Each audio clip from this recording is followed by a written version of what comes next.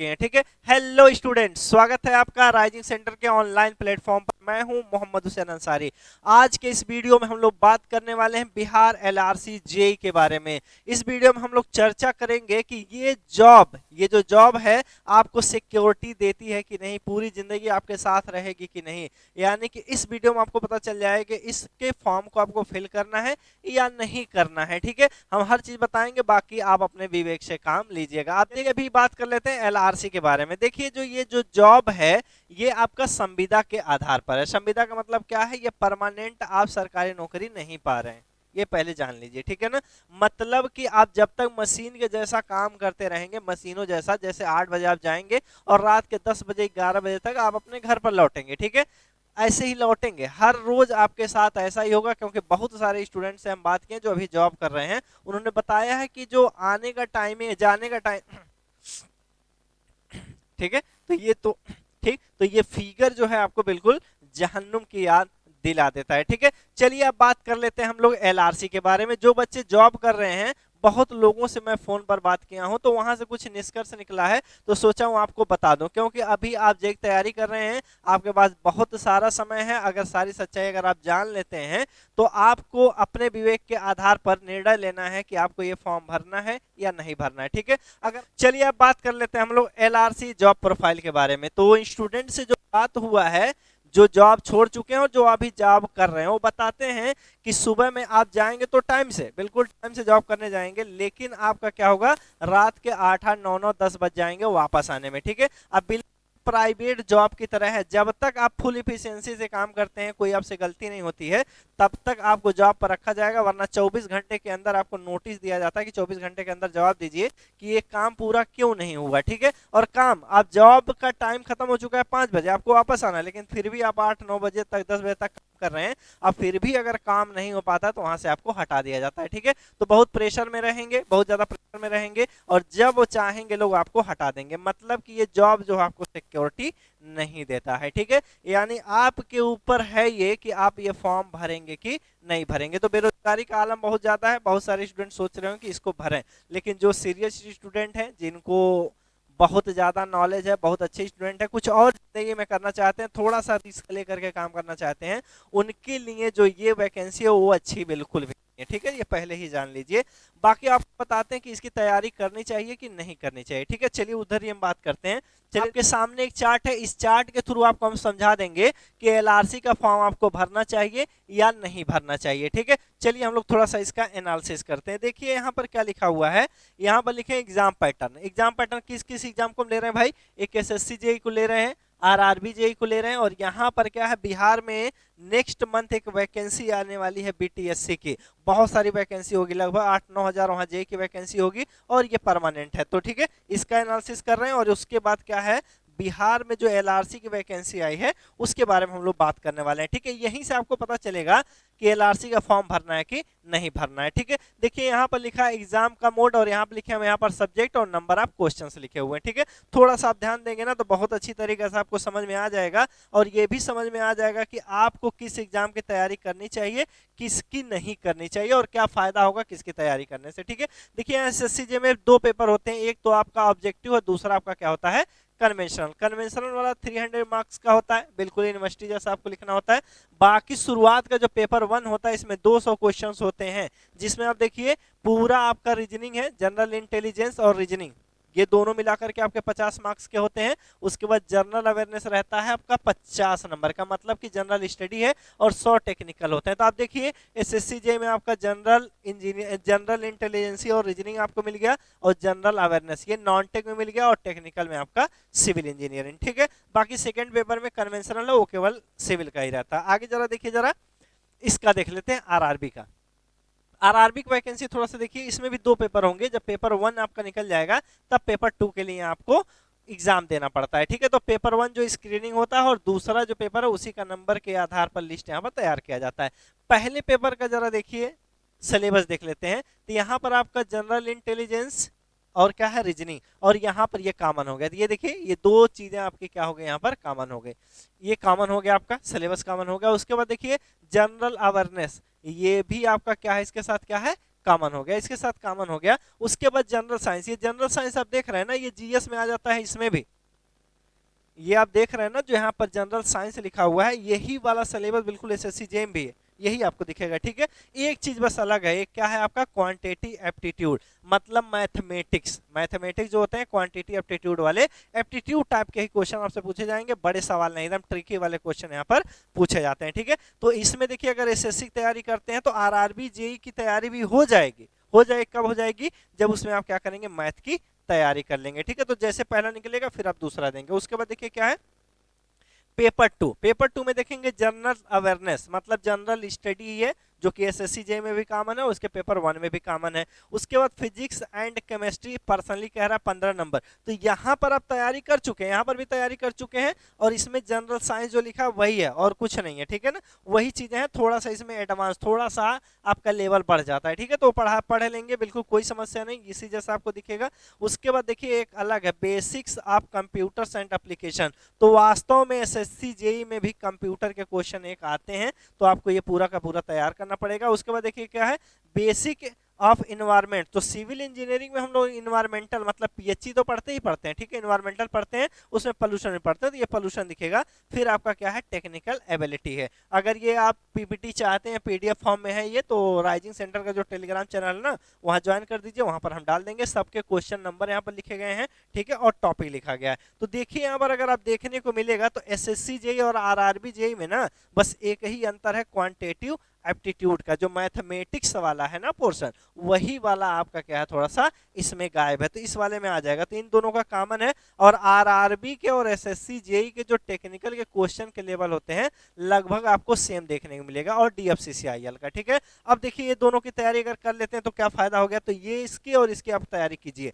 क्योंकि SSC JEE का आगे आपका पेपर पड़ा हुआ है, और सामने फिर उसके जस्ट बाद नवंबर दिसंबर में आरआरबी भी आने वाला है। ठीक है, तो आप इसकी तैयारी कर रहे हैं तो इसकी भी तैयारी हो जाएगी, बस एक्स्ट्रा चीज एक ही पढ़ना है, क्या चीज, आपका मैथमेटिक्स। ठीक है, चलिए आगे चलते हैं थोड़ा सा।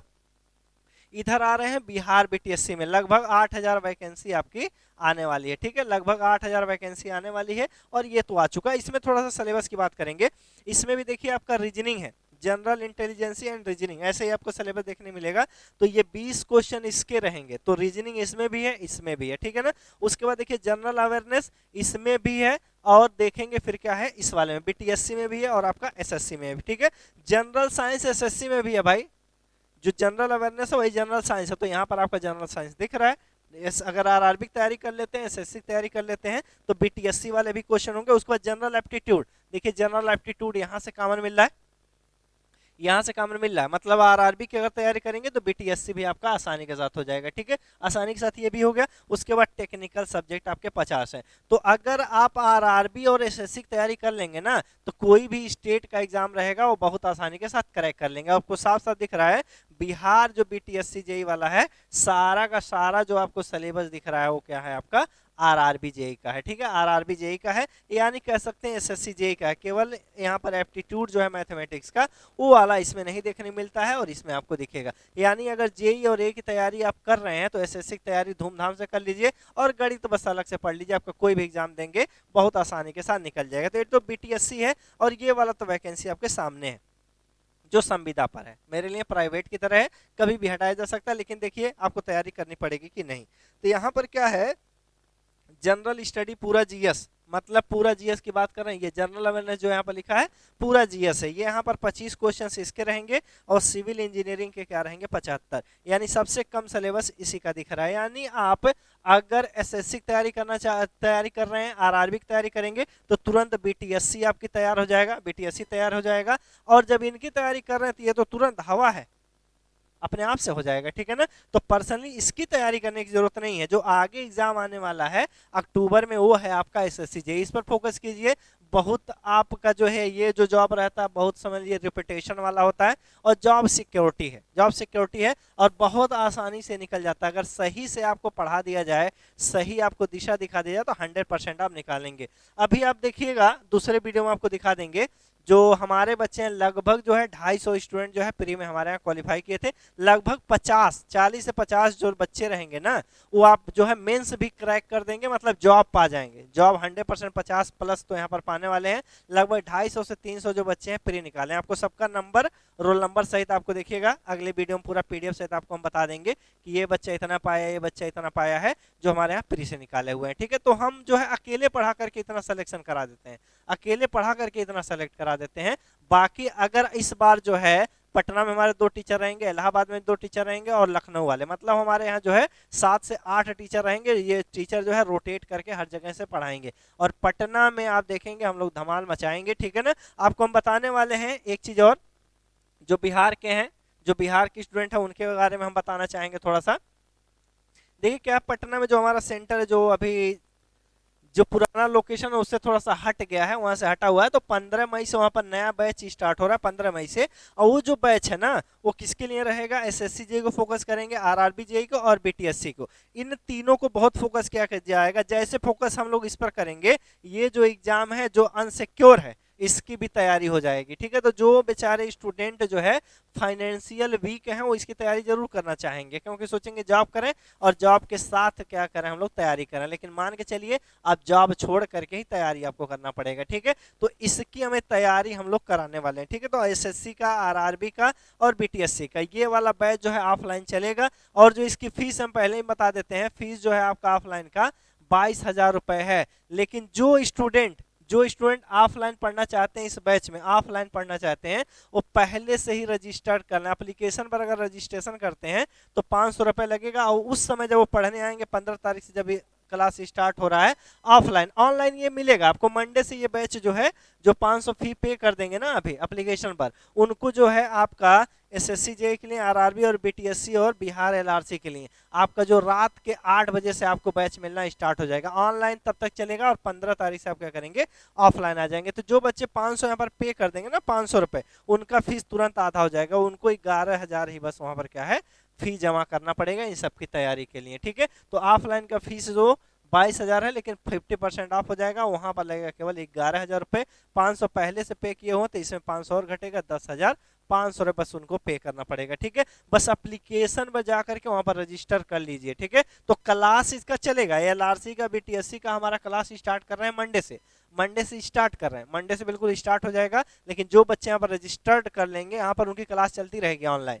फिर 15 मई से जो है आपका स्टार्ट हो जाएगा कैसा, ऑफलाइन। ठीक है, तो जो स्टूडेंट पढ़ना चाहते हैं, और फीस हमारे कोचिंग में ज़्यादा नहीं रहेगा, ये मान के चलिए। ठीक है ना, तो बिहार में जो बच्चे कमज़ोर हैं, मतलब पैसे के फॉर्म में हम बात कर रहे हैं, जो बेचारे फाइनेंशियली कमज़ोर हैं, उनके लिए हमारी कोचिंग जो है तो बहुत बेनिफिशियल रहेगी। और साथ ही साथ जो है यहाँ पर बिजनेस नहीं हम करते हैं, तो समझ लीजिए जब हम पढ़ा देंगे तो मैक्सिमम से मैक्सिमम सिलेक्शन होगा, मैक्सिमम से मैक्सिमम आपको सिलेक्शन देखने मिलेगा। तो जितना एनालिसिस हम लोग पीछे किए हैं, जितना